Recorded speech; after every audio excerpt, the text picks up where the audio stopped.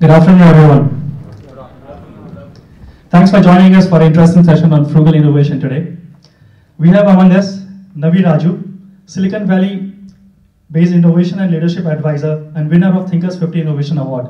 We also have among us Jaideep Prabhu, Nehru Professor of Indian Business, Judge Business School, University of Cambridge. Sitting with us is Chandrasekhar, our own co-chair. My friends in YI, ladies and gentlemen, on behalf of CII Hyderabad chapter and my personal behalf, I welcome all of you to the important session of frugal innovation. YI is partnering with CII and Hachette Publishers to organize a session on frugal innovation, followed by a panel discussion by two of the world's renowned and most established experts in the field, Navi Radjou and Jaideep Prabhu. They are the authors of the book Frugal Innovation. How to do better with less, which you can see in the bookshelves of all leading stores. The earlier work, Jugaad Innovation, has been the bestseller. I extend a warm welcome to Navi Radjou and Jaideep for agreeing to address today's gathering.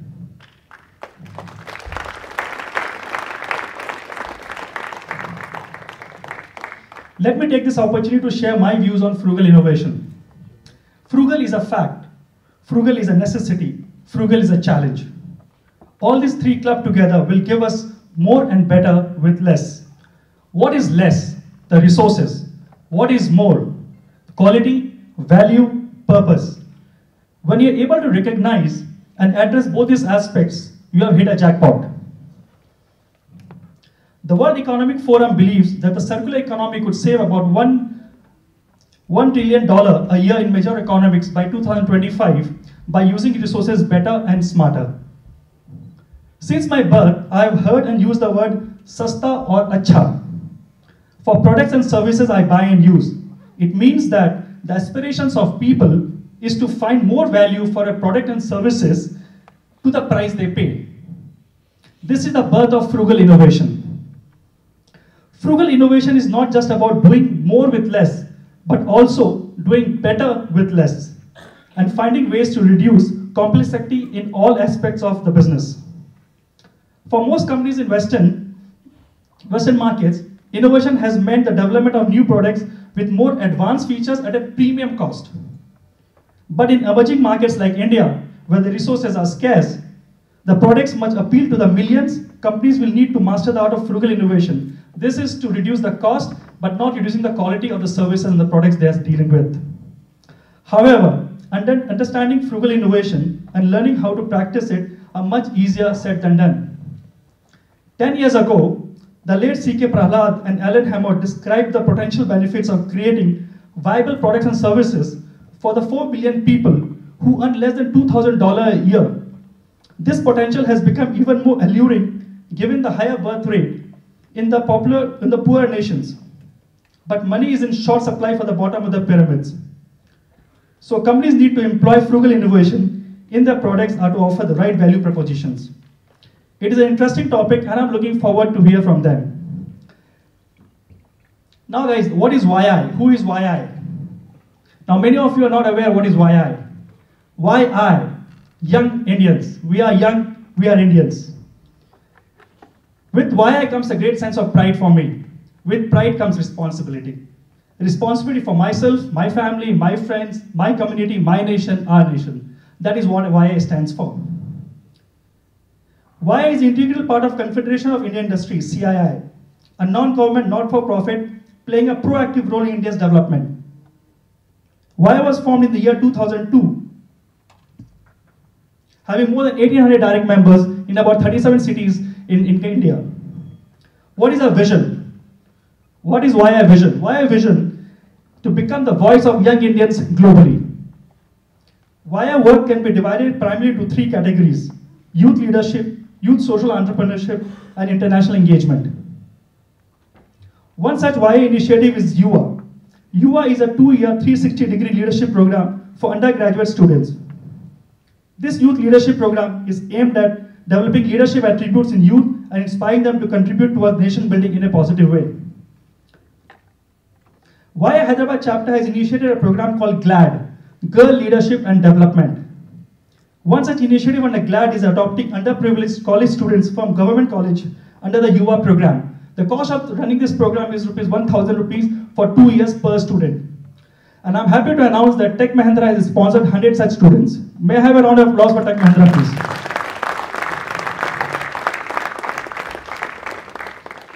I would also like to thank Glendale Academy Creative Arts as a principal sponsor for this event. Now, may I call upon Jaideep to address the delegates on Frugal Innovation, please? Thank you.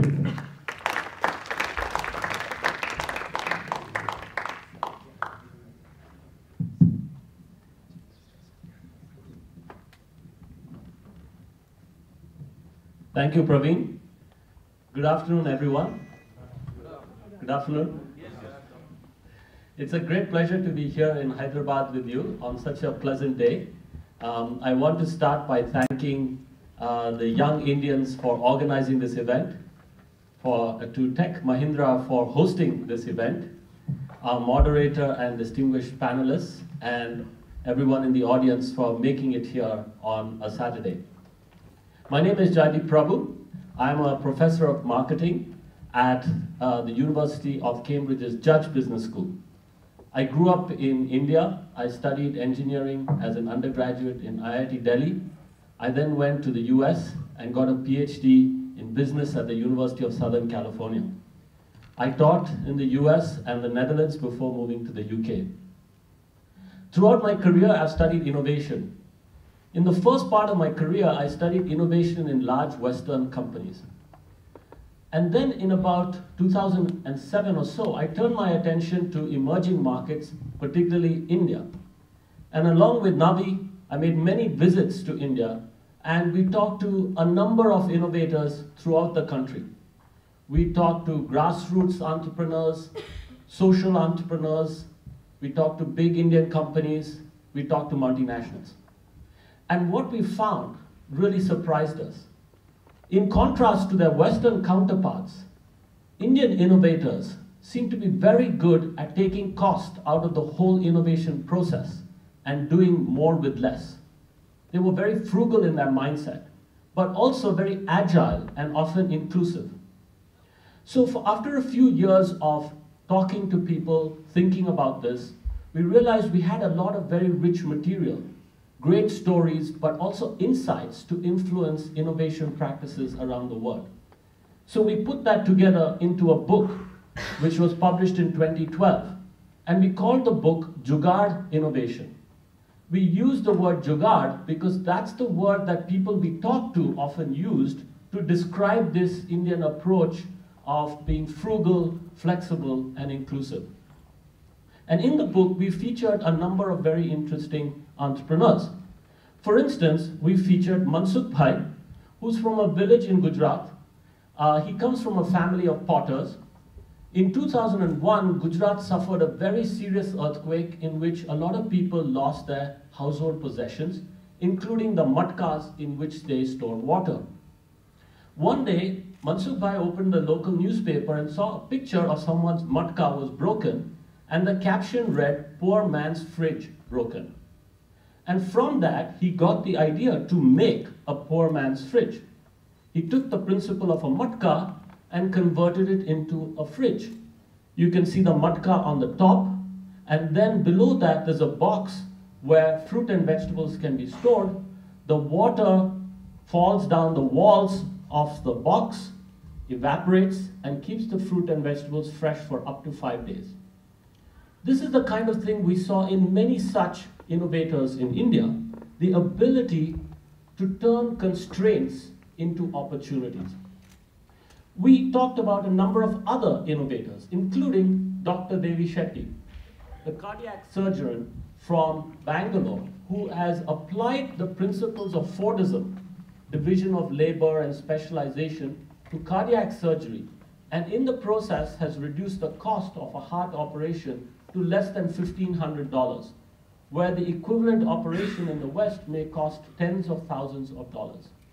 And he has done this at scale. His hospital in Bangalore has something like 1,000 beds. It's the largest of its kind in the world. They do something like 30 such operations in a day. And he has gone on to take this model to other cities, not only in India, but also in the West. In our book, we also featured innovators from other emerging markets such as Kenya. We featured this service that's widely available in Kenya called M-Pesa, which is mobile payments. And this, interestingly, was not introduced by a financial services provider, but a mobile phone company, Vodafone subsidiary. And anyone who has a basic mobile phone in Kenya can not only talk to someone else through the phone, but also use it to transfer money, to send and also receive payments. So for instance, if this lady's son leaves the home in the village and goes to work in the city in Nairobi, and he needs to send money home urgently, he can now text it to his mother using a basic mobile phone. She can get it instantaneously, accept it onto her phone with a 4-digit PIN, and then go to a neighboring shop in her village, the Kirana shop, and cash that money. This has been a killer application in a country where a lot of people are unbanked and there are many migrants.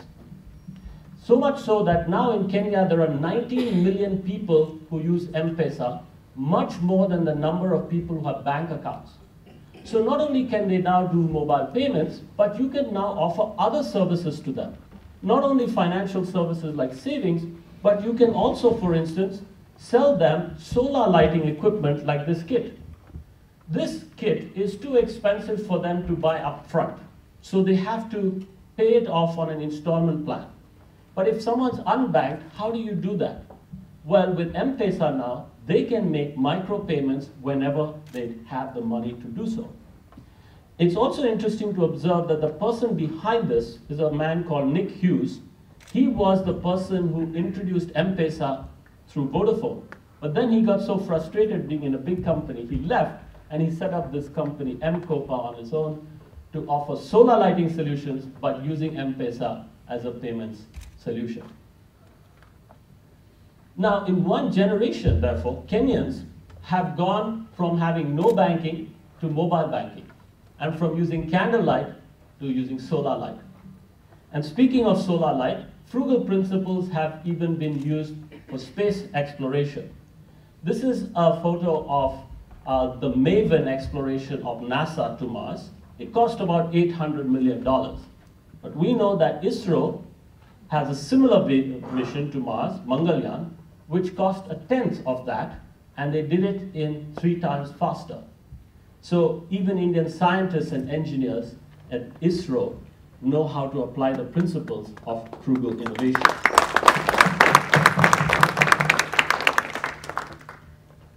Now, it's interesting that since we wrote that book in 2012, Jugaad Innovation, which was about innovation in India and emerging markets, we have noticed a growing interest in frugal innovation in the West, for the West. There is something of a frugal innovation revolution happening in the West.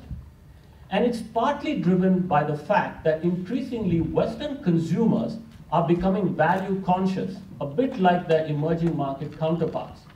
This is partly because of the financial crisis. And here you see some numbers which suggest an upward shift since the financial crisis in the number of people who feel cash constrained. Prior to the crisis, something like 50% of people would answer yes to these questions. Now it's something like 70% who say, I seek discounts and I accept living with less. So Western consumers are increasingly value conscious, but they're also increasingly values conscious. They're increasingly worried about the environment and social issues. So another survey by Nielsen found that 55% of Western respondents said that they were willing to pay extra for products and services from companies committed to positive social and environmental impact. And almost 70% said they would prefer to work for socially responsible companies. Now, Western consumers, therefore, are becoming increasingly interested in a frugal economy. They don't want a wasteful, expensive one. But the economy that they have, a 20th century legacy, is unfortunately a wasteful one. It's one in which typically production and consumption are separated in terms of time and distance. And this is wasteful for a number of reasons. Take the example of Apple. It's based in Palo Alto, design is done there. Then they send the designs to Foxconn in China, all the way across the world, where the phones are manufactured. And then they're shipped all the way back to Western Europe and North America. That is not only expensive in terms of time and possibly money, but also environmentally, the footprint is large.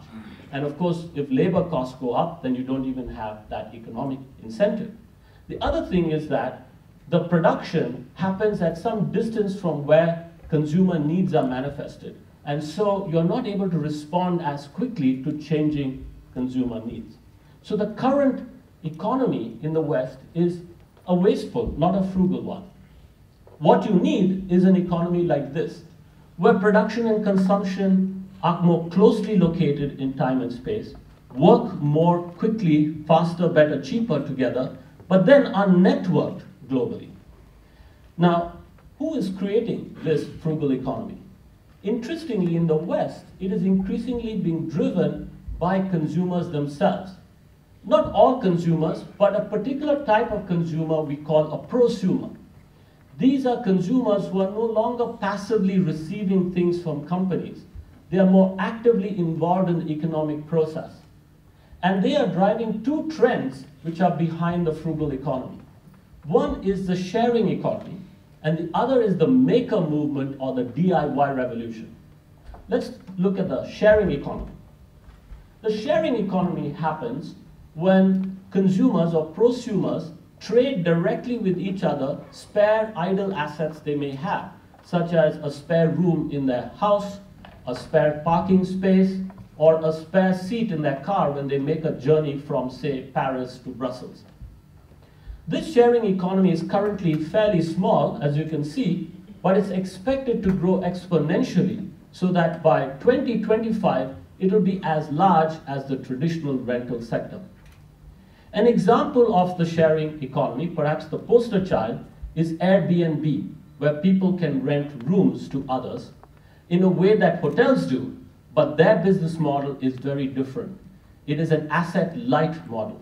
They don't have to create physical infrastructure like hotels do. Here's Brian Chesky, the CEO of Airbnb, saying that Marriott may have added 30,000 rooms in the year 2014, but Airbnb added those in 2 weeks because basically people just signed up to their platform. So you see this light, asset-light, frugal model can also scale very fast. Another example of the sharing economy is BlaBlaCar, where people who are, say, driving from Paris to Brussels and have spare seats in their car can trade them with other people who want to make the journey. And again, you can see how this asset-light model has scaled so dramatically in just 3 years. At the moment, BlaBlaCar transports more people in Western Europe than the Eurostar, which is a very established trade network.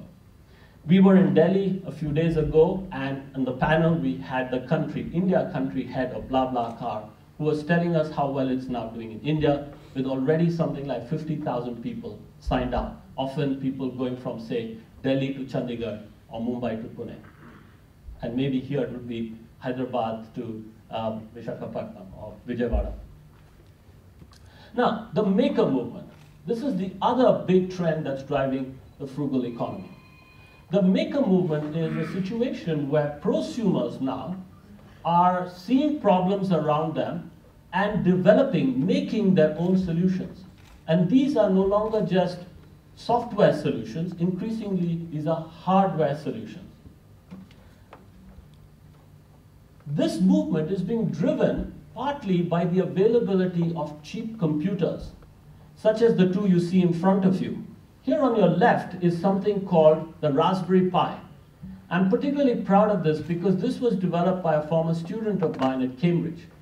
He realized that there were fewer people in the UK who were applying to study computer science at Cambridge. And the ones who did apply had never really played with the hardware of a computer or even coded. So he said, what if we can produce a computer that's so cheap, we can give one to every school kid in the UK, and they can tinker with it, and even if they break it, it's not a problem, it's so cheap. They introduced this thinking they would sell a few thousand items to some school kids. In 2 years, they have sold over 3 million. They can barely meet the supply. And they found they're not just selling to the kids, they're also selling to their parents, particularly their dads, who are using these frugal devices to create other frugal devices that solve all kinds of problems. And here on your right, you see another version. This is the Arduino. This is an Italian microcontroller. It's even smaller than the Raspberry Pi and even cheaper. Recently, I was in Rome for something called the Maker Faire. These are meets that happen in different Western cities where makers, ordinary people, meet for a couple of days in a big exhibition space and share their ideas with each other. And sometimes these are non-commercial, but they also have commercial implications. And at the Maker Faire in Rome, I was amazed to see so many ordinary people, often with their kids, displaying devices that were using the Arduino chip. For instance, there was quite a big space where students from the European Institute of Design had displayed various lighting solutions they had developed using the Arduino chip. And makers now don't just have to do this kind of thing in their homes, they can go to specialized spaces called tech shops or fab labs or maker spaces, where for a monthly management fee, they get access to all kinds of tools. These can be traditional tools working with traditional materials, but increasingly they have more high-tech tools like 3D printers, laser cutters, and so on. And they can tinker and come up with their own prototypes, but they can also bounce their ideas off other people who are tinkering and learn from them. An example of a product that was developed in a tech shop is this one that you see in front of you, this little white square. It's called a square. It fits into the audio jack of a smartphone, and it can take credit card payments. The person who came up with this was Jack Dorsey of Twitter. And he got this idea when a friend of his was trying to sell some household building materials out of his garage. He couldn't make the sale because his neighbors wanted to pay with credit cards, and he couldn't accept those credit card payments. So Jack Dorsey said, can we develop a device that would use the smartphone to do that? And they went to a tech shop and came up with this device. This happened about 3 or 4 years ago, and last year, the Square did something like $30 billion in transactions, and it's now valued at several hundred million, this company.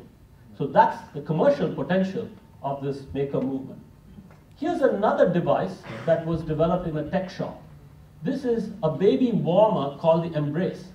It was developed by 4 students at Stanford who took a course called Design for Extreme Affordability. And the objective of the course was try to come up with a working prototype that's 1/100th the cost of the existing solution.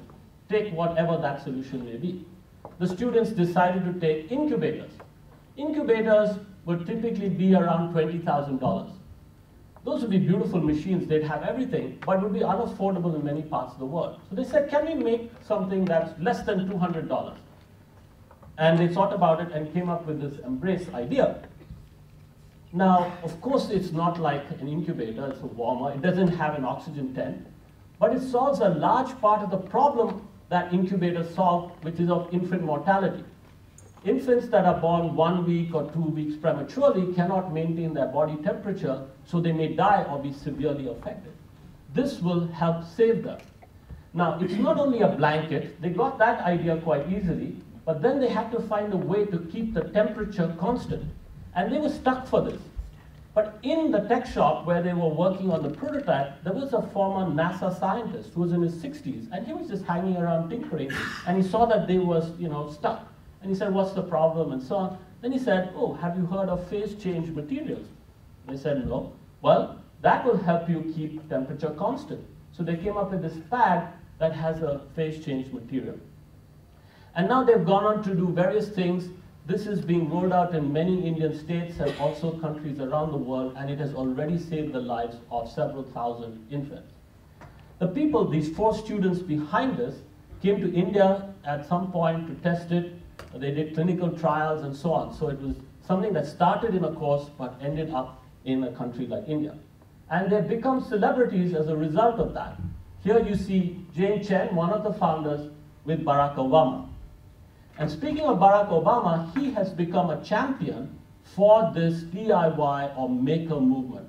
Recently, he hosted a maker fair in the White House. And here's what he had to say about the maker movement. He says, today's do-it-yourself is tomorrow's made in America. And I think this is instructive for us in India as we think about how to make India a make in India country. I think what we're seeing and what we write about in our book offers an alternative vision for how we can make in India a reality. Of course, we can follow the 20th century model of having very big factories that are located in central places and then send things to people elsewhere. But as I said, it may be a pity if we only do it that way. There's a new frugal economy arising which is much more decentralized, which employs local people solving local problems.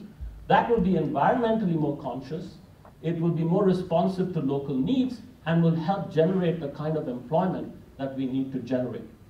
So on that note, let me just say that we see a frugal innovation revolution happening in the West. And I will now turn it over to Navi to tell us how entrepreneurs in the West are driving this and what the implications are for large companies and also for India.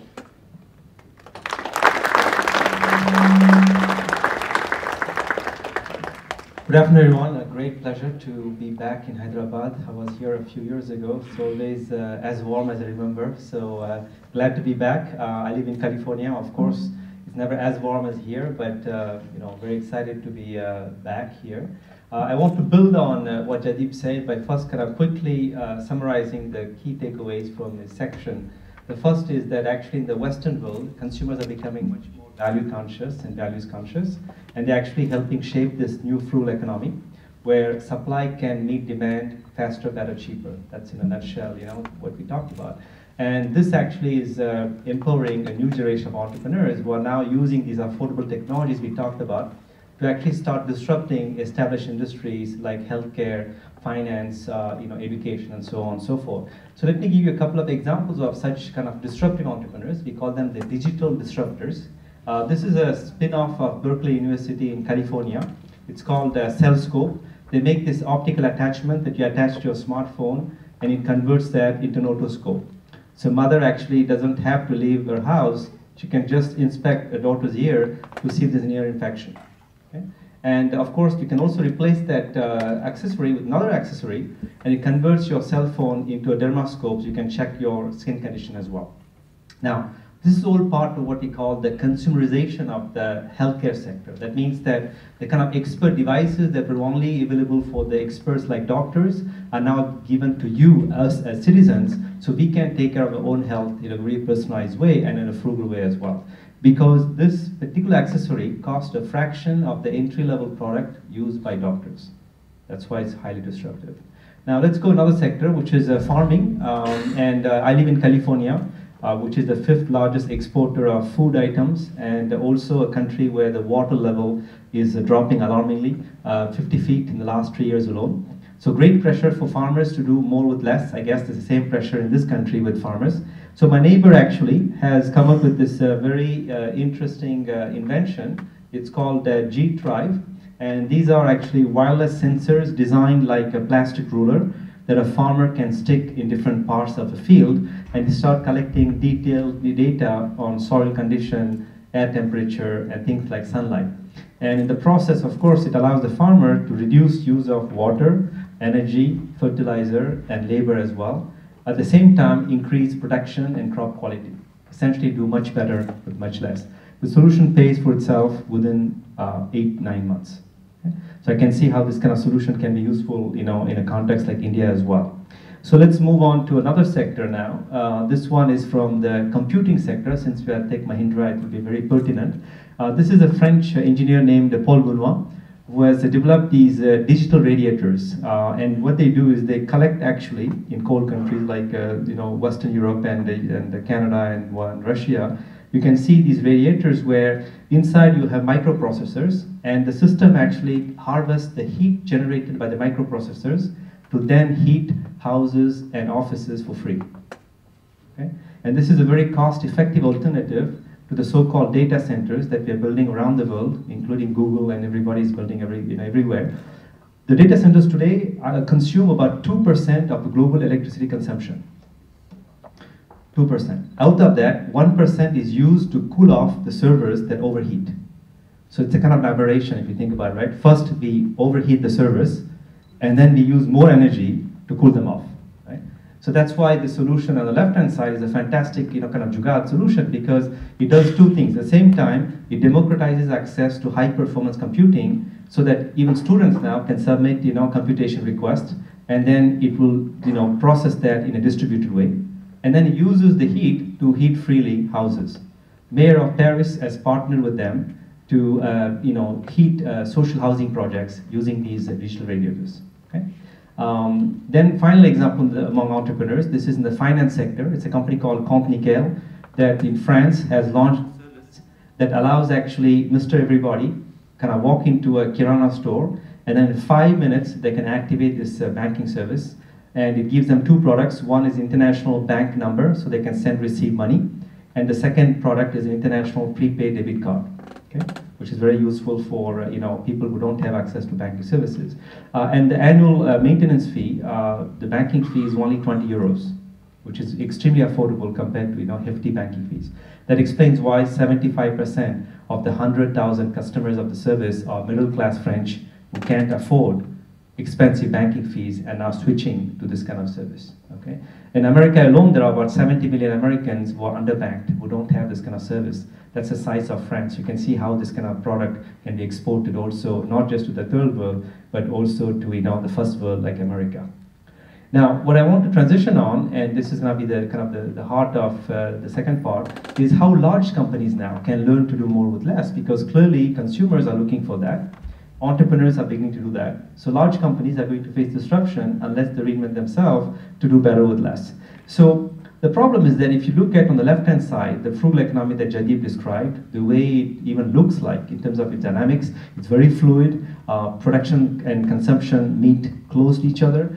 It's very agile, very inclusive. On the right-hand side, though, look at how companies are organized. Very hierarchical, very vertical, very kind of inflexible. So there is a kind of disconnect between the way companies operate and the kind of way frugal economy is emerging. So the book has been an attempt actually for us to bridge this gap between these two worlds and help the head of R&D, operations, sales and marketing to actually think about Monday morning, what can they do to integrate their functions into this frugal economy and take advantage of the dynamics of this frugal economy. And to do that, we actually came up with this very simple formula that every director, every vice president in a company can apply, which is to do not just more with less, but better with less, which we depict in this kind of infinity symbol on a verticalized. So what do we mean by doing better with less? It's to simultaneously create more and better value, while at the same time minimizing resources. So the question is, value for whom? Well, value for not just shareholders, but also customers, and more importantly, society at large. And then when we talk about resources, it's not just financial resources, but it's also about natural resources like water that is getting scarce, and then more importantly, time. Time is the scarcest and most valuable resource in the Western world and everywhere in the world. So when you minimize time, you increase value as well. So with that as a kind of framework, which is doing better with less, maximize value, minimize resources, we in our book that you can get outside, we actually outline 6 principles that companies can apply on a day-to-day basis to actually learn to do better with less. I won't bore you with the detail of the 6 principles, otherwise you won't buy the book, so that's not a good idea for me as an author.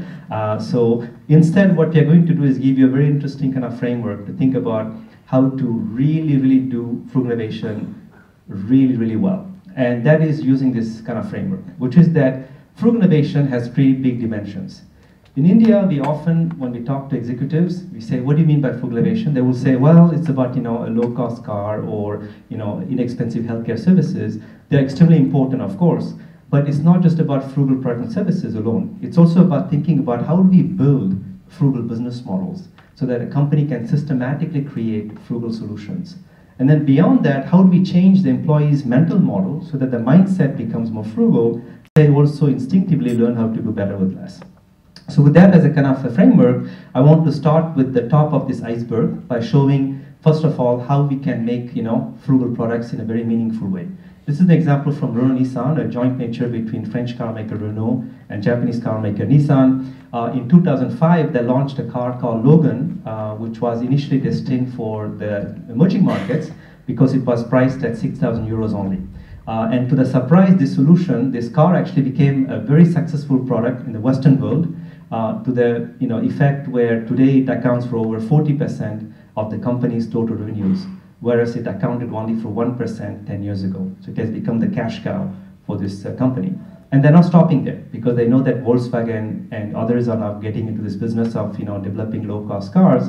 So they're now writing the next chapter in the Frugal Innovation journey, and this is actually being developed out of Chennai in India. It's called CMFA, which is a brand new car platform being shared between Renault and Nissan to actually create a new generation of vehicles that will be built and sold under the respective brands. Very affordable, but at the same time being very designed and very robust as well. And the first vehicles will be sold in Indian market, Africa, then South America, and potentially can find a market in the Western world as well. That's for frugal products. Another example of a frugal product, this time I'm going to step up a bit, the pace a bit. This is from Levi Strauss, the jean maker, and interestingly, I don't know, it's a happy coincidence. We published a book several months ago, but today Economic Times actually has a great article on this topic. So essentially what they're doing is saying, well, today a pair of jeans consumes 10,000 liters of jeans to be produced. 10,000 liters of jeans. So that's not sustainable.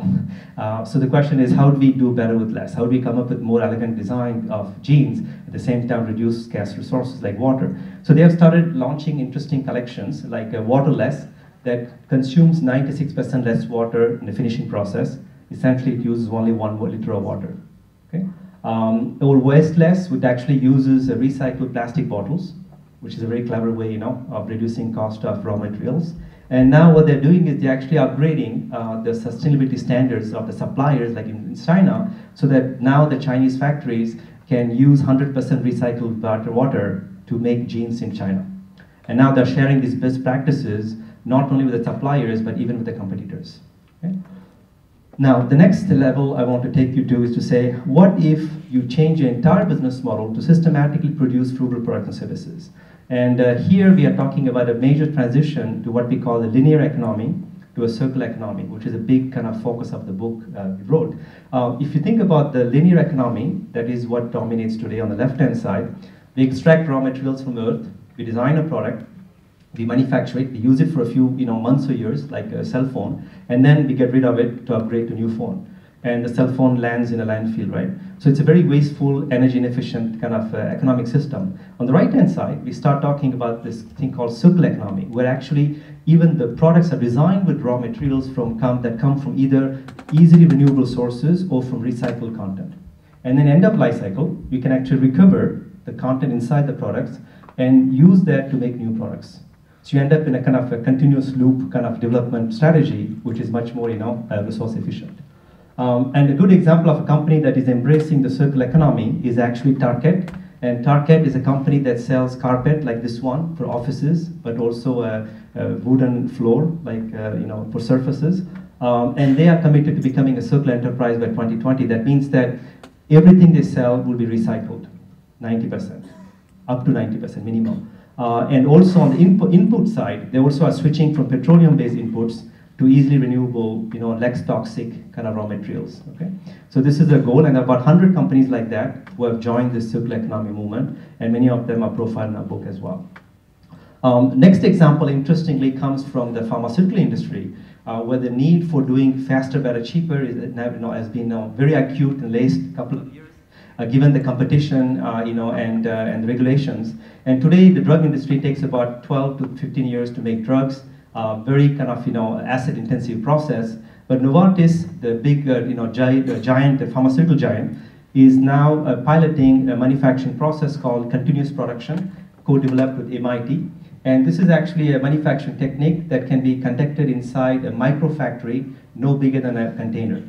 And this microfactory can make drugs 10 times faster, requires 50% less capex, opex, and reduces carbon emissions up to 90%. So you can make drugs faster, better, cheaper.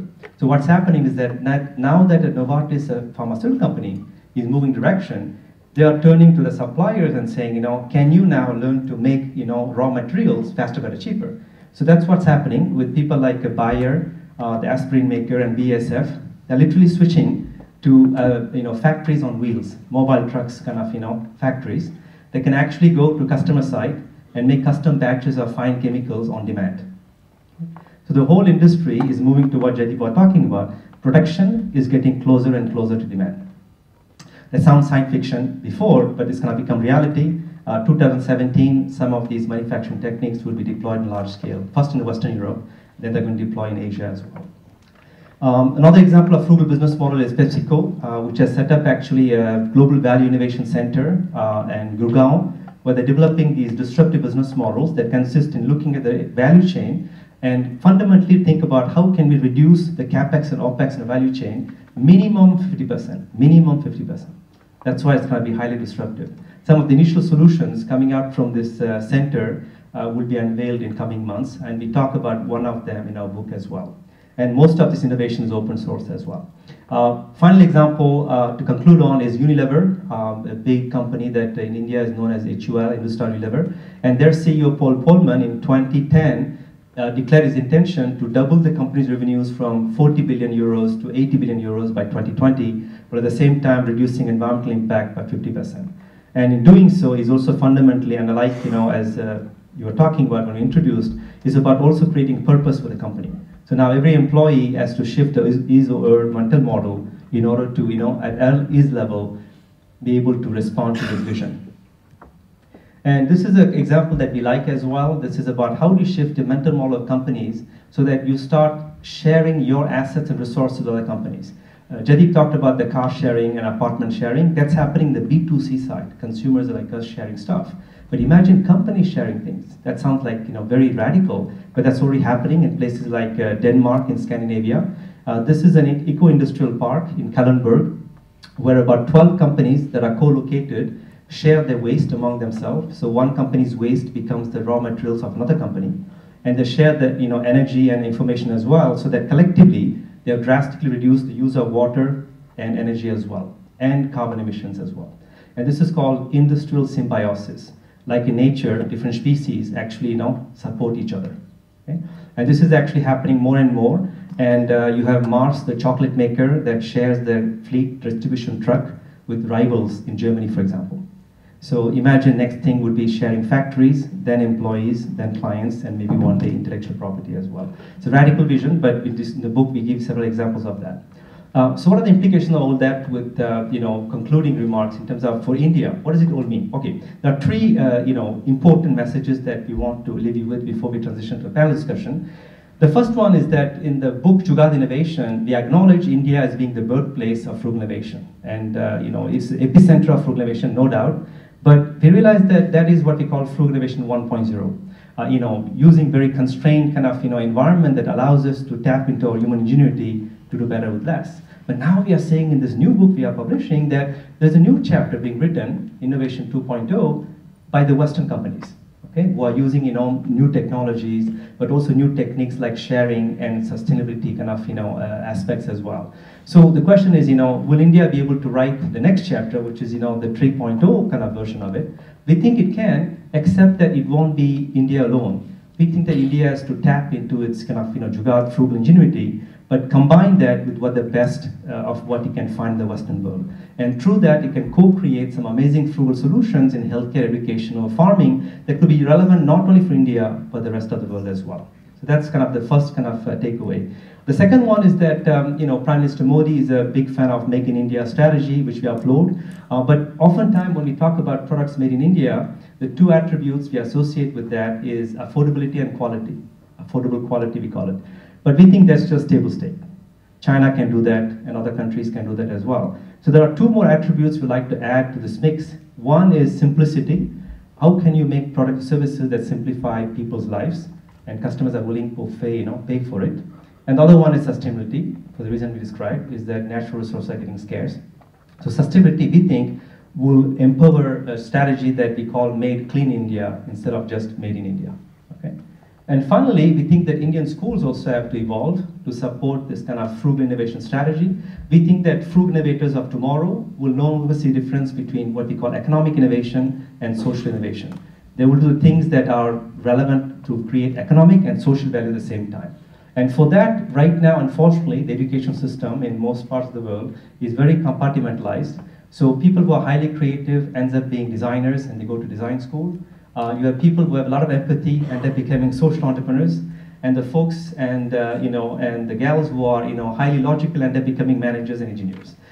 Eventually, we think we need to combine these capabilities and qualities by actually creating some kind of multidisciplinary programs that allow actually next generation Indians that account for half the population to become frugal innovators that will transform the world and do better with less. So you have actually the chance to visit this website, frugalinnovationhub.com, where you can discover more case studies and best practices as well. At this point, we are going to transition to the panel discussion. Thank you very much.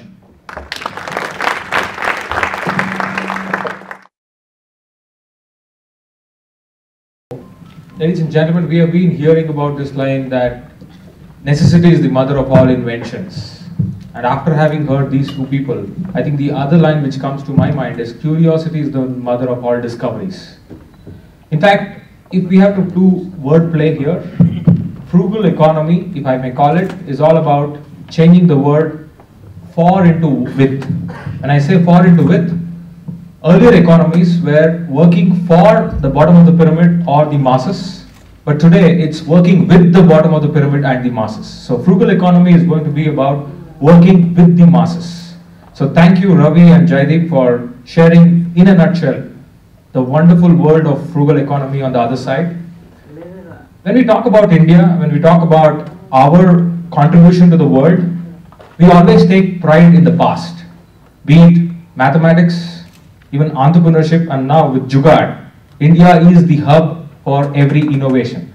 But then if you saw the last graph, somewhere we are giving it out, where the West has taken over and they are writing the chapter for version 2.0. But as young Indians, you can see the room filled with people who are going to be a part of the version 3.0.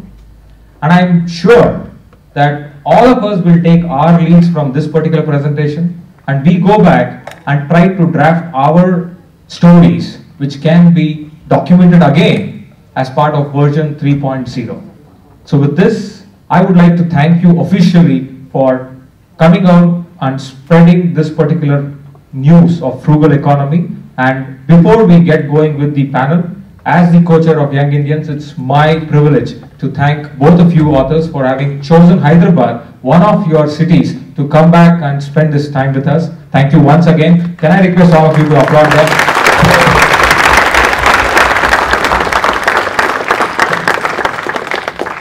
Next, we have our panelists will come here, but before you come up, I would like to thank you both for accepting our invitation and sharing this evening with us. Dr. Ranjan Patnaik from DuPont Knowledge Center, Director, and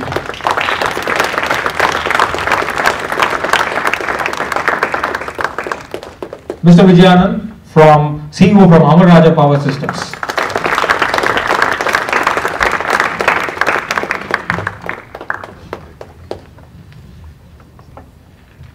I would also like to thank Hatchet India, who have been instrumental in putting this event together for all of us. And as the authors themselves have said, the book signing is outside. So after this panel session, those of you who would like to have a signed copy of the book, you always can contact the counter there. We would like to thank Tech Mahindra. In fact, as far as Young Indians and Tech Mahindra is concerned, we have a long story going. As my chair has already announced that they have come forward to do something more than their business, where they are trying to encourage these students from the Government Girls College to go and bridge the gap between classrooms and boardrooms under the Yuva program. So Tech Mahindra and especially Mr. Vijay, thank you for being here, and thanks Tech Mahindra for always being a part of Young Indian success story.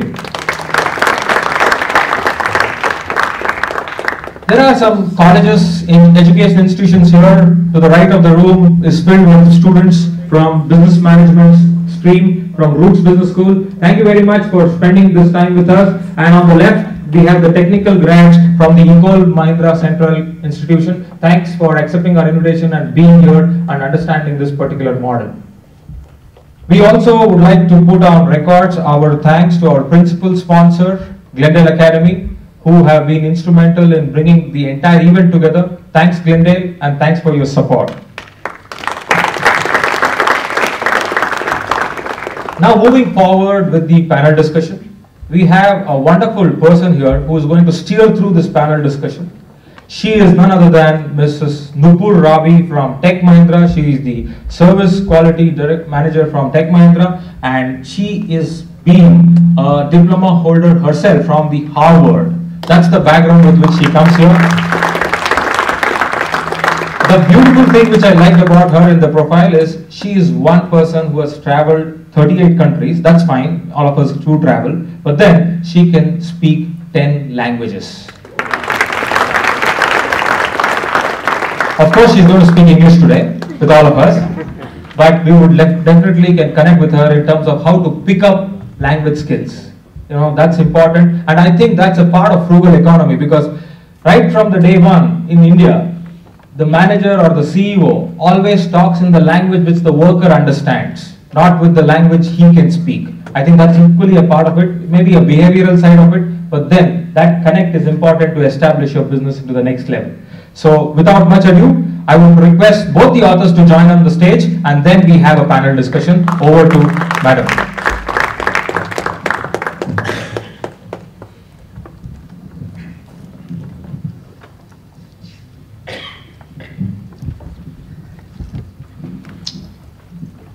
Good afternoon, everybody. It's indeed a privilege to host CII and Young India here today and be in this esteemed company.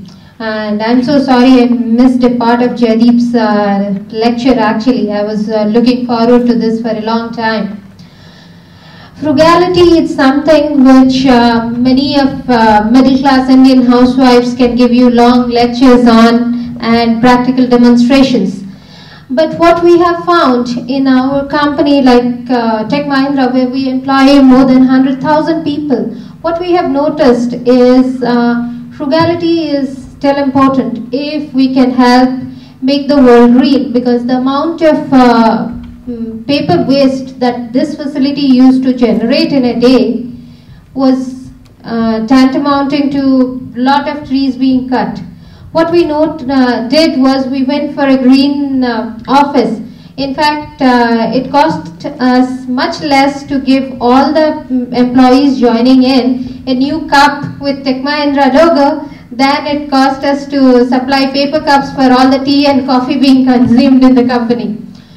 So with that context, I would like to ask the first questions to Dr. Patnaik, because coming from a quality company like DuPont and hearing this way that frugality, what does it mean to you and where does it fit in the concept of innovations?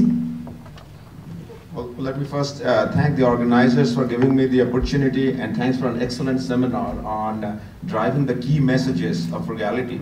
Now, a little bit about DuPont. I want to tie that with the talking point here that we are a 211-year-old company that started with making gunpowder explosives in the 1800s, and today we are a diversified conglomerate from agriculture to nutrition to materials and many other diverse areas. And we could survive and recreate ourselves because we were always conscious about innovation. Without innovation, you cannot survive in this marketplace. And when we talk about innovation and frugality, I just think that frugality is almost inbuilt to survive in the marketplace. If not today, somebody else will make a cheaper product, somebody else will come with some more value proposition. So therefore, for us, the product life cycle is continuously changing. What used to be, I remember nylon was one brand where people used to line up to get toothbrushes with nylon. You don't have to do any marketing on that. Gone are those days where you can continuously think I can survive with one product line or one, but there is a continuous pressure on the product life cycle. And therefore, you have to continuously keep improving the value proposition. And I think in that context, frugality has to be built into the ecosystem, what we call it as a multi-generational product launching. You have to build that, and there were great examples of this, and hopefully I'll also share a few at the appropriate time when you ask me. Thank you, Dr. Patnaik. Well then, if you say that frugality is the way of looking at things, your way of innovating continuously has always been So where does this fit? Jaideep, your opinion as an educator? Thank you. I absolutely agree with what Ranjan just said, and it's first of all remarkable that a company has lasted 200 years. That's more the exception than the rule. I can't think of many companies that have lasted that long. So that could not have happened without innovation. And of course, we, in the sense, nylon is synonymous with DuPont and vice versa. But what makes it difficult for a successful company to continuously innovate is their very success. That's the irony. So you come up with, say, a nylon, and you develop, products based on nylon, and then when something new comes along, your temptation is to keep doing the same old thing because it's proven. The risk of introducing something that's untried, that's new, the technology may not work, the consumer may not respond the way you do, inhibits the successful innovators from doing it again. And we have some examples of companies. I'll take Kodak for an example. They created the whole photographic film industry that we knew in the 20th century. They built a business model, they built a global empire on the back of that. They even had the patent on the first digital camera in the early 70s. And for nearly 20 years, they had difficulty commercializing it. And of course, we know what that led to. So I can appreciate how difficult it is. It must be for a company like DuPont to keep doing it again and again. And I'd love to hear what they're doing to make sure that that happens. So I think in the context of India, we also realize that the consumer behaviors and consumerism is completely different in different aspects of the world. The approaches of the models, as you mentioned, what made us successful in the past cannot necessarily work or might not be the same thing in India. So in that context, what we call it as regionally inspired innovation. This is something we drove very recently, what we said, we need to create R&D infrastructure in the place where people and the consumers are. And that is how DuPont Knowledge Center was set up in the region in Hyderabad as an integrated science company where we have biochemists, chemistry, IT folks, IP folks, all together in one place. Because when we talk about the frugal economy network of connectivity, physical association of people together creates a different level of conversation in our world. Face-to-face interaction, there are many examples where we find frugal innovation has happened at the interface of our businesses. Not necessarily completely in one business. For example, agriculture and nutrition. You can be inventing on agriculture, you can be inventing on nutrition, but at the interface of agriculture and nutrition, we find we can squeeze cost out, create value proposition, and therefore outcompete our folks who might just be doing agriculture or just might be doing nutrition. And similarly, an example of when we clean clothes, one cleaning cycle requires, let's say, X number of liters of water, as you mentioned. Look at the environmental footprint of what we do. We are spoiling the planet. There will be 9 billion people in this world in 2050. And food security and environmental footprint is at the core of all our products. We do a life cycle analysis. So we have found that we can use enzymes. If you look at the detergents that we use, one can use certain natural ingredients in it so that you don't have to even heat the water. And this is, again, frugality has to be built into it because the consumers, the environment, the planet demands it pretty much. So these are some examples where we find that this has to be built into your psyche very upfront in the design, from the beginning, before even we start the project. And sometimes it is cheaper to take this approach from the very beginning than doing it later. As we have developed, it might become very expensive, very difficult to change course. So we have, in fact, killed many projects before they are even launched because of these concepts, that can they sustain? What is the environmental footprint? Can it survive the demand of the customer? Not just cost. I think there are 2 key points made about sustainability, and we call that as our core values in the company. That anything we do has to be safe, and environmental footprint has to be compatible, across the world. So I think those automatically kind of forced us to make sure this frugal concept design has to be built into every scientist and engineer we hire, how they think very upfront. So that's one of the things that I want. Where does the innovative idea, was it just looking at it differently or doing it differently? Would you like to elaborate, please?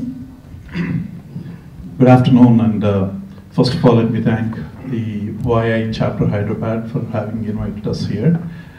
My connection with YI goes back to about 8 years ago when I joined YI and I was the chairperson of the first district chapter in the country in Chittoor. Of course, I grew beyond 45 years and I'm not officially a member of YI membership today. But Jegala and Shiva, who's based out of Hyderabad in those years, Dr. Sudha, many of us worked together in very, very interesting opportunities at that time. So it's good to be back in the YI community back here.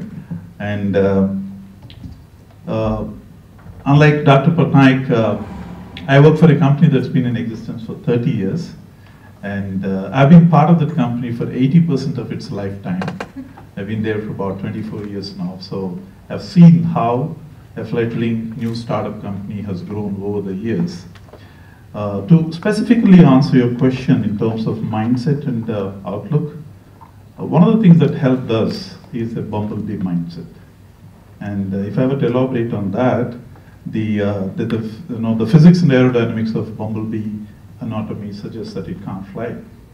Thankfully, the bumblebee doesn't know the fact, and it keeps trying to fly, and it ends up flying. I think we had probably a similar mindset way back in late 80s and early 90s, when we thought we had a great product. Many of us were, part of the company. For me, it's a second employment, but a lot of my colleagues joined the company just out of school. And we never ever had a doubt in our mind that we had the world winner in our hands. So we went and spoke to people with that conviction. But the conviction was built upon the differentiation that this product had, and the differentiation was based on the problems that customers were dealing with on a day-to-day basis. So you are looking at providing a solution that the customer, and we were selling it to government organizations those days because a lot of these purchases were in the government domain, and the decision-making hierarchy in the government is pretty disconnected from the perspective of the employee who deals with your product to the one who actually makes these radical changes. So we had to go and get connected with the people who handle these products, understand their day-to-day difficulties, identify that this is a solution that will solve it, and communicate this message back in terms of certain level of pressure being put upwards. How do you get that first entry into the barriers that are created in the system? That probably is a success for us. But then sustaining that communication feedback back into decision makers did help us. We have done similar innovations in a cycle of 3 to 4 years on a sustained manner. But as I grew with the company and the company became larger in our own perspective, now it's a little close to $1 billion group, the question that I heard earlier when Jaideep was speaking about is the scare of people working in large company finding it difficult to sustain that enthusiasm around innovation and ensuring that the decision agility is retained. So on a global scale, even on a relatively smaller size of our company, we at a senior level are very cognizant of these challenges. So are you creating a system of decision making that's getting into vicious cycles of technical bureaucracy, into vicious cycles of losing the connect with the end user from the people who actually keep making those decisions? So I think those are the challenges that we keep looking at as we go forward. And one of the facts that probably need to be recognized in this is corporates creating innovative solutions for business promotion is one aspect of it. But I like that idea of the logical thinker or a manager creating solutions for his own organization, empathetic person creating solutions for the society. So how are we going to look at clubbing these three things together, that innovation is not necessarily benefiting only a commercial organization, but is actually integrating into the societal requirements. Dr. Patnaik talked about 9 billion people down the line. We are probably 7 billion plus. I was very excited looking at who is going to be the 7th billion occupant on this earth, and this happened in October 2013. And there were claims that that person was born somewhere in UP. But as you get into more details of that, you realize that it took almost the entire history of mankind up until early 19th century for the first billion occupants on this, on the earth, and the last billion was, it took only 12 years to do that. We are not generating resources at that speed. Probably we are consuming resources at the similar speed. So how are we going to do better with less going forward? I think that's a very, very relevant question. Well, since Vijay already asked the question, why don't now you try and answer it? First of all, there is some good news in our book because we have about 50 companies profiled in the book, and the average age of the company is 64. And the collective years of existence of the companies tally to about 7,000 years. So somebody talk about the past could be a burden, but could also be an asset. I just want to, in a country like India, it's important to remind that. So, I mean, the example of Paul Polman is quite telling because today they serve 2 billion customers. The aim is to serve 4 billion customers. And as you were rightly saying, essentially they are saying is that we don't want to serve the bottom pyramid. We want to co-create solutions with the next 4 billion customers we'll be serving. So I think the idea is essentially for Paul Polman not to just have a clear strategy of doing better with less. What he came up with is actually more a vision or a purpose. And a company like Unilever that has hundreds of thousands of employees and factories around the world, they can't just have a one-fit-all approach to implementing this idea. So this is why leadership becomes very important. I'm kind of beginning to answer by saying that the bigger the company gets, the leaders have to adopt what we call frugal leadership. That is, achieve more impact by letting go, which becomes harder sometimes for some managers. And I think that that's what happens with the Unilever. It's a company that has a very decentralized culture. That HUL has its own kind of, head of operations here, and every region operates in a very autonomous way. Every business unit operates in a very autonomous way. So you cannot, if you like, mandate and say, everyone in the company is going to do frugal innovation this way, the Unilever way. There is Unilever values that are universal, but the universal, application of frugal innovation has to be adapted to the context of every region. And that's why I really like the example that Ranjan talked about, the regionally inspired innovation. So what they are saying is that frugal innovation, how you do it, will be inspired by local context. There is one way of doing frugal innovation in Europe, for example, maybe a bit different than what's done in India. But collectively, what they are saying, and this is why Jaideep's picture is very important, we talked about. So companies have to become like autonomous units, except that they shouldn't operate in isolation. They should be sharing ideas and knowledge at the same time. Haier, which is a Chinese appliance maker, doesn't have this hierarchy I talked about, the organigram I showed you, right? They don't have that. They don't have dedicated function like marketing, operations, etc. Instead, they have 2,000 cross-functional teams that are able to sense and respond very quickly to customer needs. And that's why I think that the Vijay's point is very important, because ultimately the biggest asset a company has is customer insights. And once you have customer insight, to act on that, you need to have agility. And there you have to tap into your human resources. But human resources get trapped sometimes in these structures and systems where we kind of suffocate this creativity. So if I to kind of summarize my answer, essentially I think we need a kind of size doesn't matter. And I think that often being in Silicon Valley, the startups tend to look down on large companies as being very. I'm making a bold prediction today is that I think the next big digital whatever disruptors won't come to Silicon Valley. They're going to be the next the DuPonts, the kind of traditional companies that are going to actually learn tricks from digital companies on how to innovate faster, better, cheaper. And then they're going to repurpose the assets to beat the digital guys in their own game.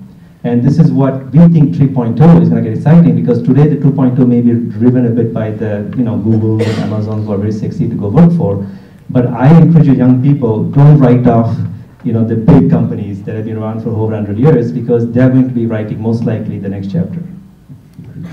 Thank you, Navi. That actually sounds promising for companies like us. Well,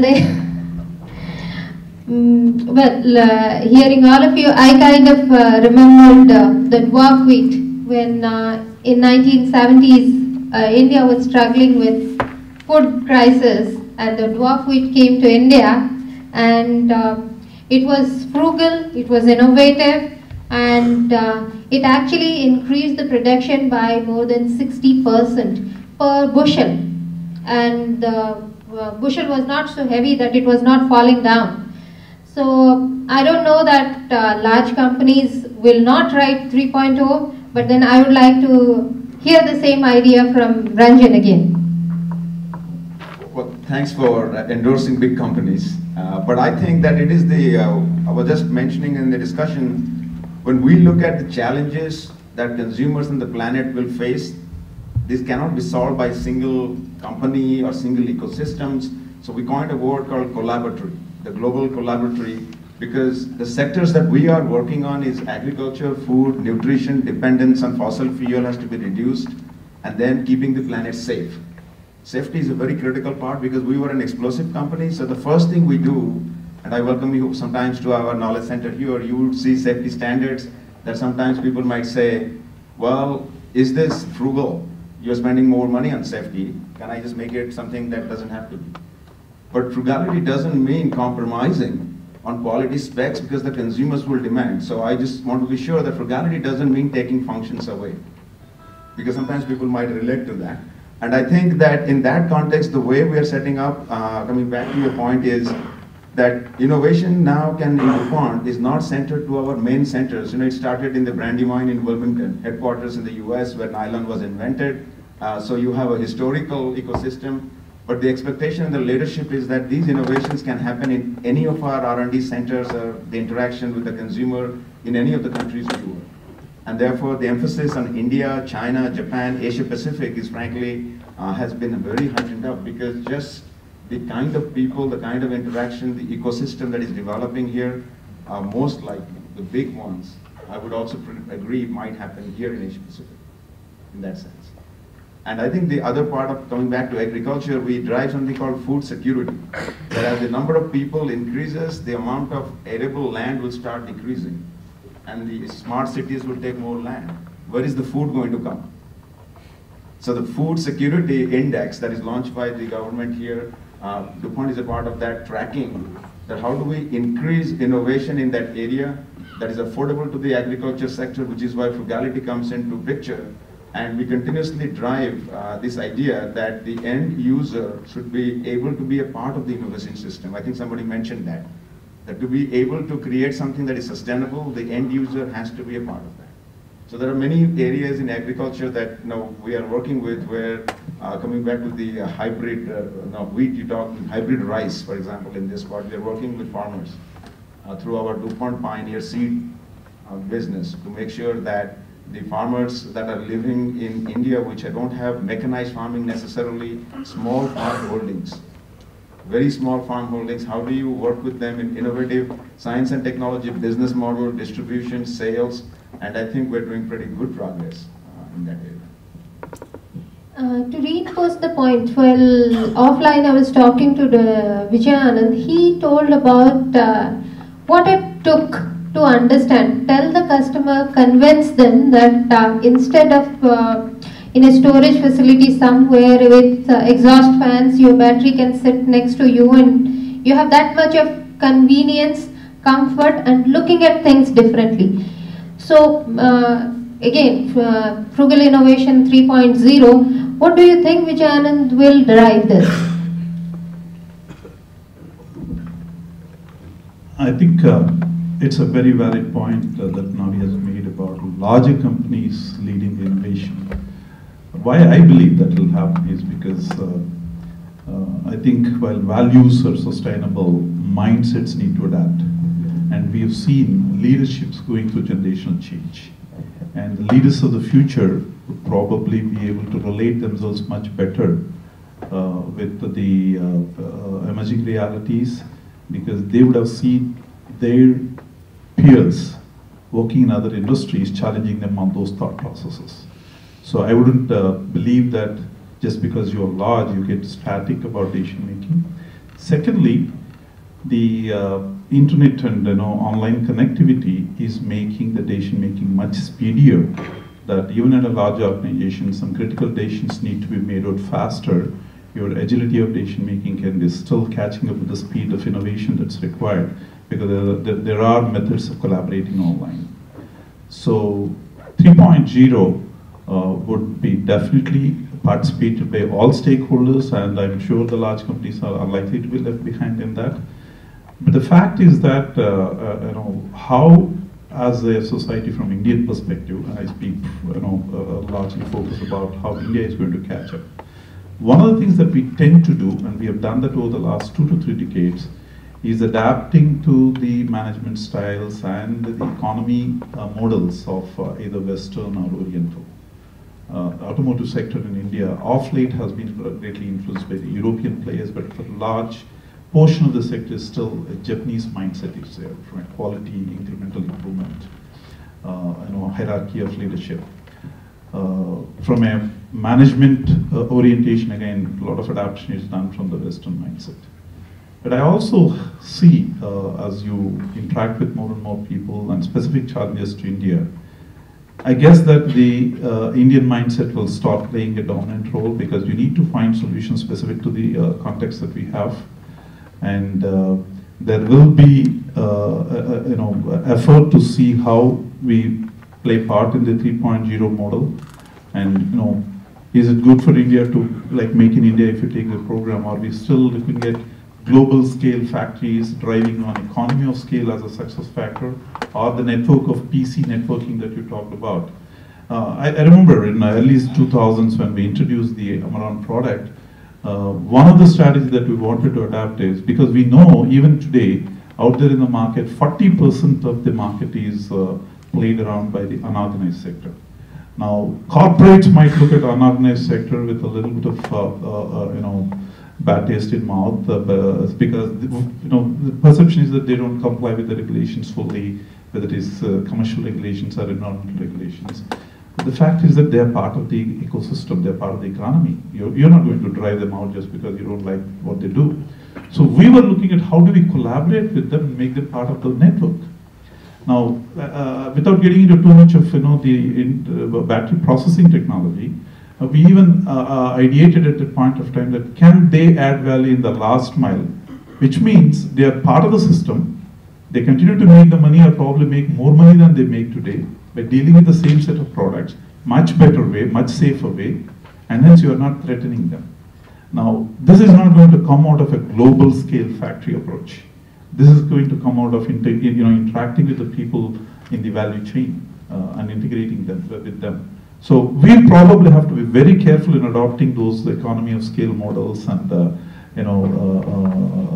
manufacturing infrastructure models as we aspire to become Make in India as a large program, and how are we going to make it future sustainable? Thank you, Vijay. Actually, if I may say, I had heard about Renault Nissan's Logan.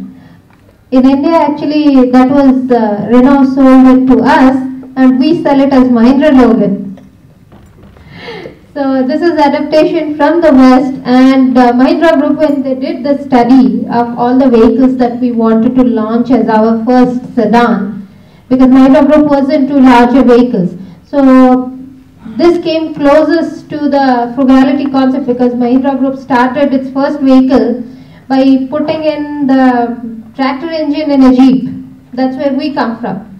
So this vehicle got selected because of its innovativeness and frugality. It had the highest ground clearance and it had the most balanced engine to take higher bumps.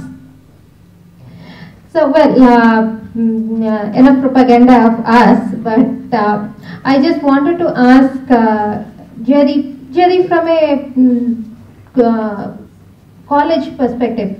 Many of your colleagues like Dr. Nirmalya Kumar talk about always that innovation comes out the way it's not being noticed out in the West, but the number of patents that are being filed from India are higher than the number of patents that are being filed by the same companies, American or a European subsidiary. So where does innovation stand in concept of a larger company versus a smaller company, or is it just the adaptability of the right person at the right point? So thank you. Lots of interesting observations there and an interesting question. And I think going to your perhaps to the heart of your question, innovation is a many-splendored thing. It can mean many things to many people.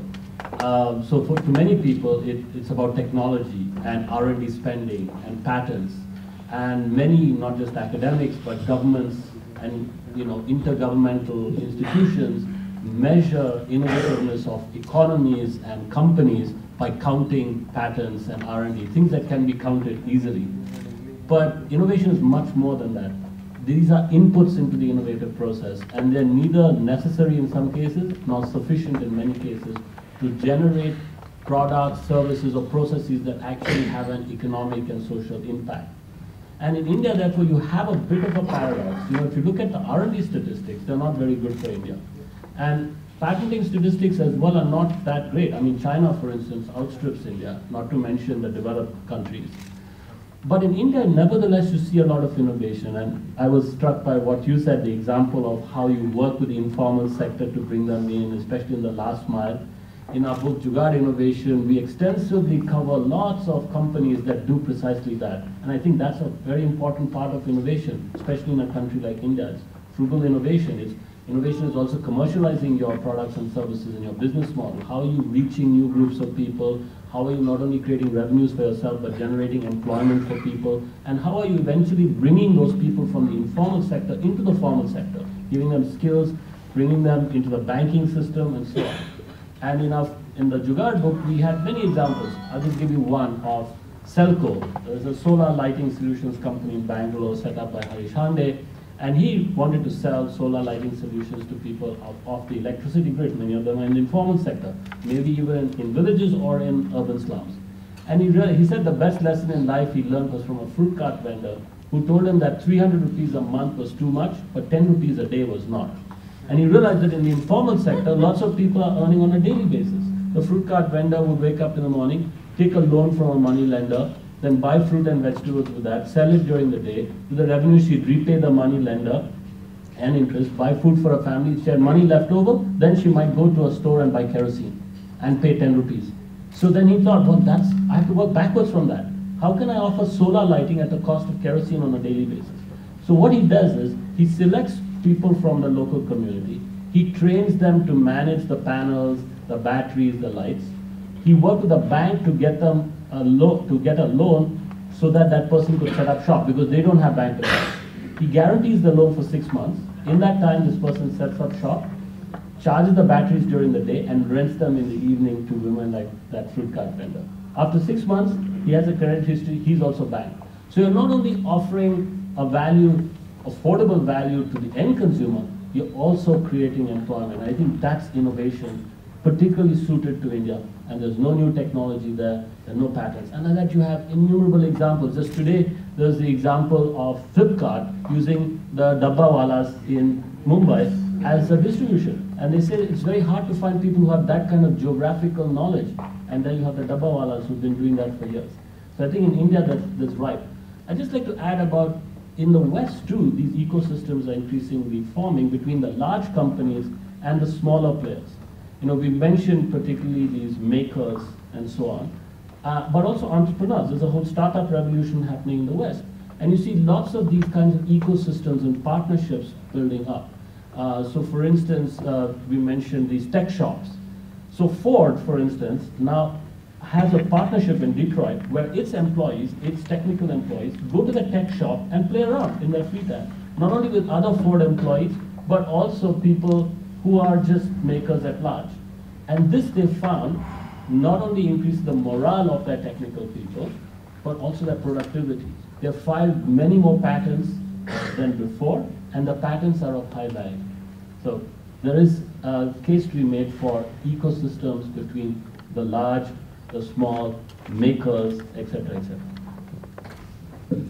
Okay. Navi, as an innovator and being from Silicon Valley, specifically living there, working in those environments, what do you want to comment to this? That because of the ecosystem, it changes. Okay. Yeah, I mean, it's interesting because the Silicon Valley is actually becoming the silicon-based valley, right? I mean, that's why I gave the example of this, right? first generation Silicon Valley entrepreneurs were all about using silicon by itself. It was technology for the sake of technology, and we are just seeing the end of that paradigm. So about 30 years it was about software companies and HP and let's go, and then for software companies. Now we talk about apps, but it's still all about the world of bits, electronic bits. And then now we live, unless you watch too much the movie Matrix, we still live in the physical world. It's the world of atoms. And these two worlds never really talk to each other. Now what you see with this kind of solution is that you begin to see what we call hardware startups. This is the new generation of startups coming out from Silicon Valley who try to bridge the world of atoms and the world of bits. Okay? And this is why, by the way, I think that those who are born in the world of atoms, the large companies have maybe a better chance of embracing technology the other way around. But having said that, I think Silicon Valley is kind of being challenged because Silicon Valley is not the only kind of epicenter of innovation. There are other hubs of innovation emerging around the world, everywhere from China, in the Middle East, also in Saudi Arabia, for example, investing a lot in attracting major talent. So Silicon Valley doesn't have a monopoly on innovation, and that is particularly why the message that Jaideep delivered, the first part, is extremely important. That is, the cost of innovation is going down. The reason Silicon Valley used to be so good is because it has something called Sand Hill Road. That's the road next to where I live, where you have all the venture capitalists who are co-located, okay? And Vinod Koshla, all the people. So the funding used to come from those places. And secondly, developing innovation is expensive. You need expensive tooling, expensive chips, and etc. So overall, what we call the innovation value chain, right, was very, very expensive to put in place. But today, that's becoming much more affordable for many reasons. First of all, you have things like crowdfunding that democratize access to funding. You have these cheap electronic components that we talked about, Raspberry Pi and whatnot. You have now these dedicated places like Fab Labs and tech shops. We can actually go quickly prototype and scale up things. So all this means that we see a democratization of innovation around the world. And I think that we call it innovation with the masses instead of innovation for the masses, right? And this is where I am beginning to, people say, why do you still stay in Silicon Valley? If you talk so much about 3.0, you should come here. I want to be there because I think Silicon Valley may be the place where there could be a big shift in consciousness that could start maybe one revolution among others, the frugal revolution we talked about. And it's not happening yet, but I begin to see it. And I think what I want to conclude on that note is to say that therefore, I really think that we shouldn't look up at Silicon Valley as always the kind of role model for how we should innovate in this country. We should kind of create our own pathway. We could selectively learn from Silicon Valley in terms of the culture, the kind of way the ecosystem works there, the transparency, the meritocracy, all these things absolutely we should import. But India is known for syncretism, so it's not a country of either or, it's both and. So this is one of the few countries that can do that. So we should kind of take the best of Silicon Valley and combine that with what we are good at. And if you do that, then I think that we might become the next Silicon Valley in the future. Definitely. We are Indians. We can do anything, right? So the matka and the refrigerator become matka refrigerator, as you said. Well, since we are short on time, I would like to put the mic out. Vijayanand to make final comments, then... Yeah, I think one of the points that we need to also appreciate and recognize is the need for frugal innovation in public. When I say public, it's about government. It's not about just corporate world, it's about society, it's about government. We know that two of the best examples of frugal mindset, at least in the Indian context, is the housewife, who has been referred earlier by the panelists, and the other one is the Indian farmer. I think fundamentally the mindset is driven by the constraints. Many of us would have had this experience that the mom at home, when she prepares food for 6 and then suddenly has guests coming at the last minute, somehow has a magic wand that allows her to serve all the extra guests also without dilution of quality or satisfaction of the food. I don't know how she manages, but she manages it every time. Same is the case with the farmers. While agricultural sector may not be a flourishing economy today, and we know the farmers go through quite a bit of distress, but at an individual level, if you were to observe them, I'm sure there's quite a bit of frugal mindset that they deal with their life.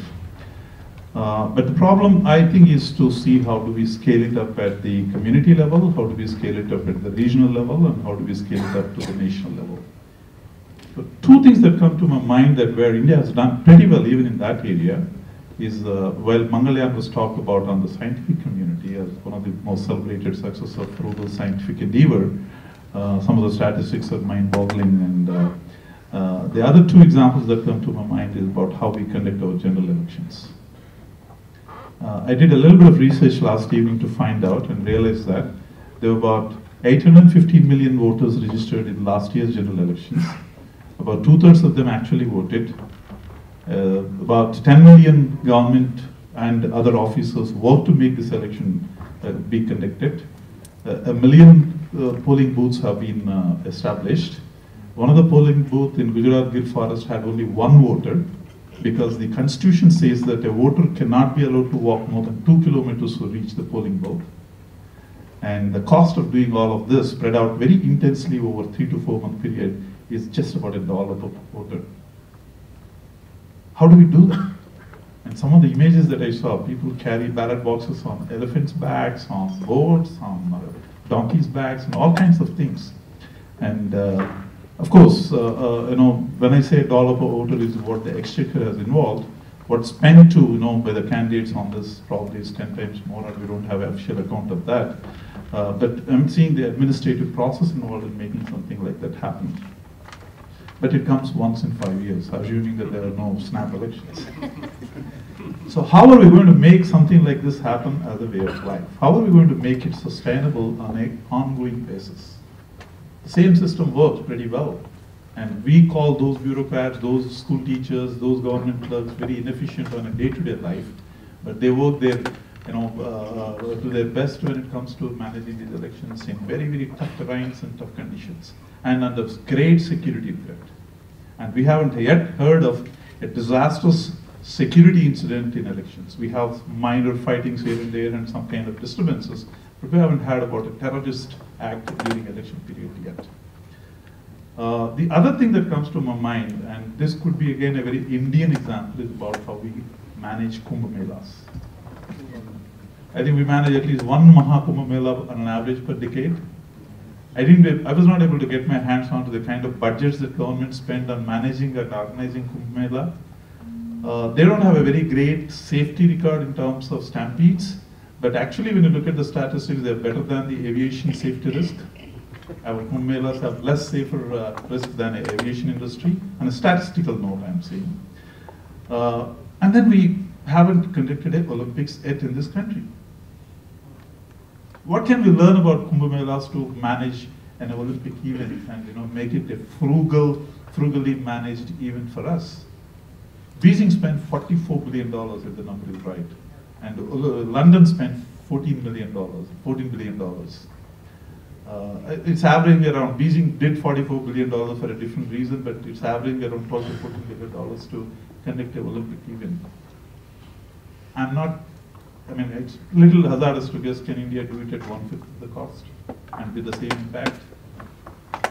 So can we transform around our Kumbh Mela expertise into an Olympic expertise and make it happen and impress the whole world? Because I'm sure that, in fact, one of the articles that I read about the Kumbh Mela is about a Harvard Business School professor coming and spending those 44 days in Allahabad in 2013. And he narrated that 4,700 acres of a mega township has been created to accommodate 200 million visitors in a space of 6 weeks, and the peak being 30 million visitors. I was in Haridwar in 2007 when I was told by somebody else that on that day there were 1.6 crore visitors on the banks of Ganga. Till I heard that, I felt safe, but when I heard that number, while there was a lot of excitement, I was also felt, my God. We haven't heard a terrorist incident in Kumbh Mela so far. Stampede is probably the unfortunate things that we heard as the worst safety risk. So how are we going to use our traditional government-oriented, society-oriented Jugaad capability or a frugal innovation capability to institutionalize them into processes and systems that will provide sustainable infrastructure and sustainable services to the nation?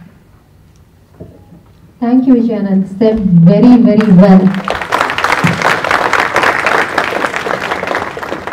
Okay, since Jaideep was making frantic notes when Vijayanand was speaking, so I will hand it over to Jaideep to give his final comments. Thank you so much. Yeah, I was very excited by your raising this issue of innovation in the public sphere in India. I think our entrepreneurs, our social entrepreneurs, our companies, our multinationals have excelled at Jugaad. Some parts of the bureaucracy and government function as well, but there's a lot more that can be done. I happen to work quite extensively with senior bureaucrats in India, and by their own admission, they say they fail in two things. They fail in service delivery at the last mile in many areas that are core areas to any society: education, health, financial services, citizens services, and so on. And they fail in teamwork. There are brilliant people in departments, but often the problems are complex and they have to work across departments, and they fail to do that. So I've thought about this and looked at many other countries, and I'm very impressed with what has happened in Bangladesh. I also spent a lot of time in Bangladesh, and I think perhaps sometimes as Indians we tend not to think about Bangladesh, we don't take it seriously, we look at other countries. Well, and also in some ways Bangladesh is not strictly comparable to India. It's like a big Indian state. But still, it's very impressive what's happened in Bangladesh, and it's not happened in the government. It's happened in the public sphere through their large NGOs. And in particular, I work with one called BRAC, B-R-A-C. It's the world's largest NGO. And they've been in existence since 1971 or 2. So it's as old as the country is. And it's almost like a parallel government, because they operate in all these core sectors of last mile delivery in primary health, primary education, financial services like microfinance, and social enterprise, and it goes on and on and on. And they do it in remote villages throughout the country at scale. They do these public services with great efficiency because they're run in a way that sometimes corporations are run, and even better. So they have all the features, all the functional areas of a corporation with all those practices. Good accounting practices, very good financial management, great HR practices, management information systems. They collect data like nobody's business. The most interesting thing is they are continuously learning organization like I've never encountered, because they will always try out a program in one district as a pilot. They will collect data, qualitative, quantitative. They will analyze it. They have a separate research and evaluation division that does this. And then they will decide, can we scale this? Will it cover its own costs? Will it be independent? And can we do it throughout the country? And if the answer is yes, they'll do it in a few more districts, and then they'll do it throughout the country. If the answer is no, they won't do it. So I think that's one thing I would want to say, is that in a sense that's like Frugal Innovation 1.0, that's possible in the subcontinent, but may not come from the government sector, or at least the government may have to learn that. But I just want to also talk about Frugal Innovation 2.0 in this space, which is an example from the West. And it's from Barcelona, the city of Barcelona. And you remember I mentioned all this stuff about makers and these fab labs or these maker spaces. So in Barcelona, the mayor has driven the idea of having fab labs, many of them in different communities, and involving communities in these fab labs. So in one of the fab labs in Barcelona, they looked at a problem that we face in India, which is air pollution. And they said, what can citizens do about that? So they've come up with a solution which they call a smart citizen kit. And it uses some of these microcontrollers that we were talking about, Arduino chips and so forth. They conceived the idea in the fab lab, they've developed the prototype, and now they manufacture this device in the fab lab, and they market it online to people in Barcelona, ordinary citizens. So as a citizen, I can buy it for about 100 euros. One part of it is the sensors that sit outside my window and pick up the atmospheric pollutants, but also temperature, noise, etc., sunlight. And the other bit connects into my computer and goes through, takes the data, reads the data through low frequency radio, and sends it to a central server, which could be a smartphone. And now you can get many people around the city sending in this kind of micro data from specific locations. It's a completely different model from what governments typically do and what our Indian government is now doing, monitoring air pollution. They'll work with a big company, they'll buy some very expensive equipment, they'll buy a few units, they'll sit in specific areas in the city. But you don't get the same kind of quality of data, and it's more expensive. But most importantly here, the citizens themselves are involved. They're involved in manufacturing it locally, selling it locally, but also in monitoring it, and then they can be activists. They can call their council and say, why is it more polluted in my part of the city on Thursday evening? Or why is it noisy on Friday afternoon? Something like that. So just those two thoughts, but very interesting question. Thank you, Jaideep. Okay, now to Dr. Patnaik for his final comments. But before I hand it over, Dr. Patnaik, we have heard from variety of industries. And DuPont as a company with an existence of 200 years has worked in basically every industry that we have talked about here. What have you found which is so different and which can be emulated and propagated across? Maybe that, if you could. Well, that would be my closing statement, I thought. So you stole the theme. But what we have found, I think it's my personal gesture probably here, is that innovation happens with passion and at the interfaces, not working in silos. Every time we have thought DuPont has stagnated or something, we find the agriculture guy invented something in polymer or kind of incited some thought process which led to the invention of something else. So that's what I think is probably in India, the education system that we have. We brand engineers as if they can never do IT or can never learn physics anymore, and we brand chemists as chemists forever, or a bureaucrat as a bureaucrat forever. But in our ecosystem in DuPont, if you're going to spend 35 years of your life, we had people work on coal, during the Cold War, all that technology is outdated, but those people are now working in polymers. These were nuclear physicists.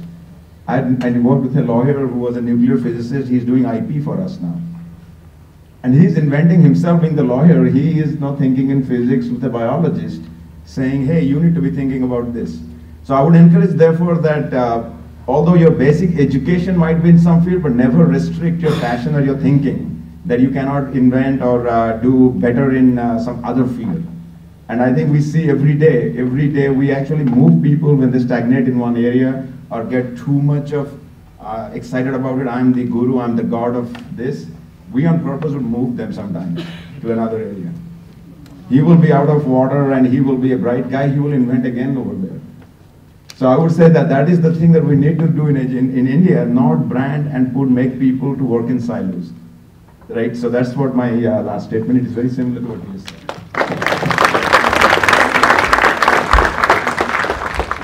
Your last comments, Navi. I will be frugal in time so that we can move on and there will be maybe some interactions. I think the thing I want to highlight is, can I also try to summarize a bit, I guess, everything we heard so far. But there's one that I think pretty much all of us agreed upon is the need for starting with the needs. So innovation is not about pushing technology to customers, actually, but pulling their needs first. And I think DuPont probably talks about market back, the technical terms. And that's important. If you continue metaphor, I come to Silicon Valley, where we excel at developing, if I use a metaphor, the best hammer in the world. Okay? India is actually the land of a lot of nails. Okay? So if you continue the analogy, we have as many nails as you can imagine. Think about healthcare sector, think about education. These are all the amazing problems. You can call them grand challenges. We should stop calling them problems. These are challenges. That's the term that Bill Gates used to actually drive, big disruptive innovation. So we have billions of, if not millions of challenges in this country. So that is actually a great kind of incentive for us to think about how can we fully address these challenges. And so I think that is kind of what I'm excited about, is that if young Indians, since we are invited by them, I think you should not think about developing the next big hammer, but actually look at identifying these amazing nails we have. And once you do that, you have to become, I think, yes, we have to sometimes relearn as expert, but the kind of expert you have to become is not the expert of the solution, but expert of the problem. And we were very pleased to be in a panel with Arunachala Muruganathan, the inventor of the sanitary napkin in Coimbatore. That's what happened. He didn't have any expertise in making that stuff, but he was moved by what happened to his wife, and he said, look, I want to appropriate this problem and own this problem. I want to become the best expert of the problem. And then you learn how to become the expert of the solution in a very gradual way by getting the kind of right education on time. So this is kind of the last thing I would say, is that we have to evolve from a just-in-case education model to a just-in-time education model. Today what we do just in case is we cram young people's mind with all the knowledge needed, thinking one day some of this would be used for particular use case, we call it the technology field. The just-in-time model is to say, like, we gave them the right values. My parents did that. I mean, they didn't go to high school, and they didn't give me the kind of right path to follow, but they gave me the right values, and they said, you'll learn as you go. And so I think that notion of just-in-time skilling is something that I would like to see promoted Indian context as well. So overall, I would say to be very frank, we are closing today actually our 6-day trip in India. We started in Mumbai, Delhi, then Chennai, Coimbatore, and Bangalore. And what we learned is that actually the 3.0 is already being written out of India. Seriously, we got so many amazing examples from DuPont yesterday, from Xerox and whatnot, from Arnasalam. So first we should take pride of what we are doing well. I'm French as a national, and the one thing we share with Indians is that we keep complaining all the time. We always see the glass being half empty. So we need to create a culture of celebration, and if you do that, then I think we can become leaders of the 20th century in frugal innovation. So thank you.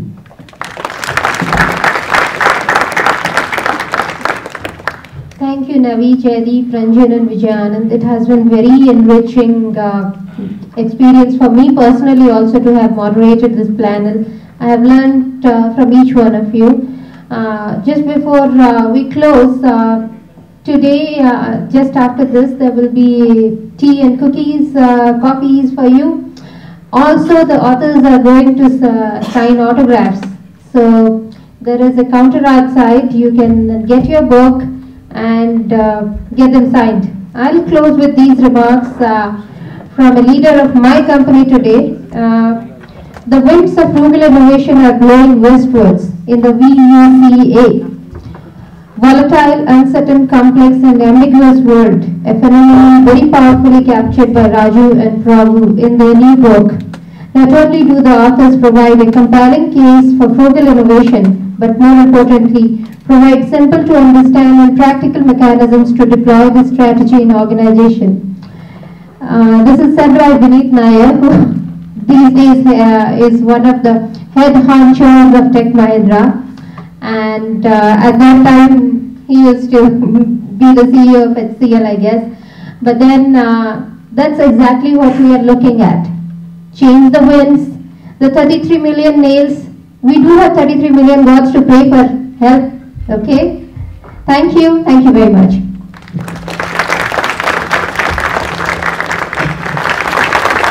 Before you leave the desk, I would like to call Mr. Vijay from Tech Mahindra, Head of Business Process Outsourcing, to hand over a token and also propose the official vote of thanks.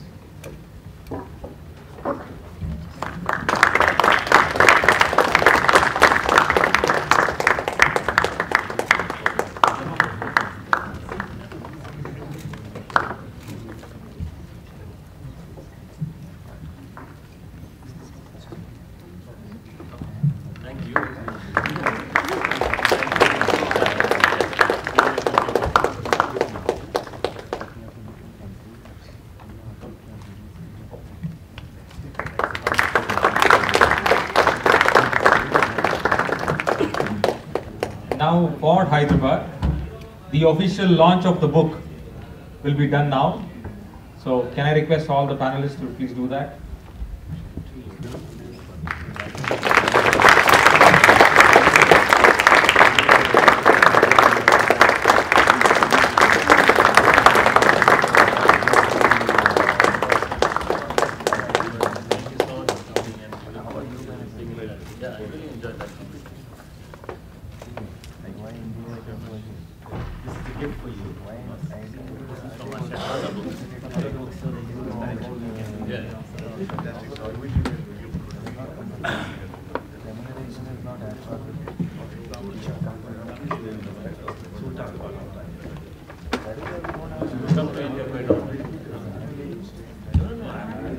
So friends, if you want to get a copy of this book and get it signed from the authors themselves, you know the counter is outside and you can do that. And here is another opportunity for you, not just taking their signatures, you can also do some signing outside, but that signing would be for YI GLAD.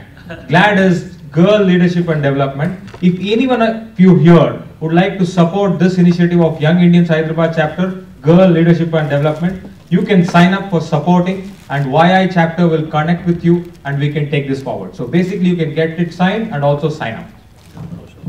Yeah, so the GLAD brochure is here. So we'll be distributing it outside and we can take it forward from there. Now I request Mr. Vijay to officially propose the vote of thanks. Very good, thank you.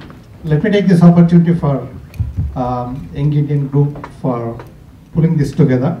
And from Tech Mahindra, we are very happy to have you here. And first of all, let me take this opportunity to thank Jaideep, Navi, and Ranjan and Vijayanand for all of you guys to come here and share with us.